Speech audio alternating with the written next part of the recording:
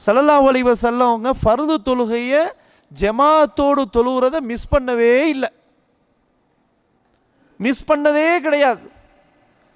அவருடைய மௌத்து கடைசி கட்டம் வந்துச்சே, அவர்களால் அசைய முடியாத ஒரு சூழல் ஏற்பட்டுச்சே, அந்த நேரத்திலையும் கூட இப்னு அப்பாஸ் ரலியல்லாஹு அன்ஹுமா ஒரு பக்கமும் அலி ரலியல்லாஹு அன்ஹு இன்னொரு பக்கமும் சுப்ஹானல்லாஹ் நடக்க முடியாத அந்த கட்டத்திலும் தூக்கிட்டு போகிறாங்க ஸல்லல்லாஹு அலைஹி வஸல்லம் அவர்களை.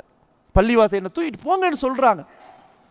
எனக்கு இனிமேல் பள்ளிவாசலுக்கு தான் நான் போகணும், வீட்டிற்குள் நான் இருக்கக்கூடாது அப்படின்னு சொன்னாங்க ரசூலுல்லாஹி ஸல்லல்லாஹு அலைஹி வஸல்லம். அந்த ஹதீஸை நம்ம படிக்கிறோம்.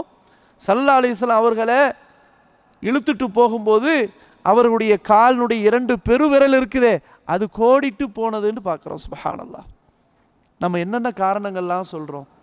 வீட்டை விட்டு அறையிலிருந்து பள்ளிவாசல் வரத்துக்குள்ள நானும் நீங்களும் பல காரணங்களை சொல்லி வீட்டுக்குள்ளே உட்கார்ந்துருக்கிறோம். ஆனால் ஸல்லல்லாஹு அலைஹி வஸல்லம் அப்படி இருந்ததே இல்லை. அதனால தாங்க அவங்க வீடு நல்ல வீடாக இருந்திருக்குது. சும்மா வீட்டில் காசு பணம் மட்டும் சுகபோகமாக இருப்பது என்பது மட்டும் அது இனிய இல்லமாக மாறாது. உள்ளே இருப்பவர்களும் இறை வணக்கத்திலே முழுமையாக ஈடுபட வேண்டும்.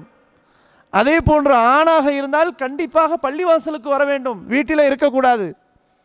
ஆண்களுக்கு தொழுவது கட்டாய கடமை பள்ளிவாசல், பெண்களுக்கு தொழுவது சிறந்தது வீடு. அதே சமயத்தில் பெண்கள் பள்ளிவாசல் வரக்கூட தடுக்கக்கூடாது என்று சொன்னார்கள். சிறந்தது என்றால் அவருடைய வீட்டில் தொழுவது தான். ஆனால் ஆண்களுக்கு அப்படி கிடையாது. அதனால தான் அல்லாஹ்வின் தூதர் ஸல்லல்லாஹு அலைஹி வஸல்லம் அவர்களுடைய வீடு இனிய இல்லமாக அமைந்திருக்கிறது.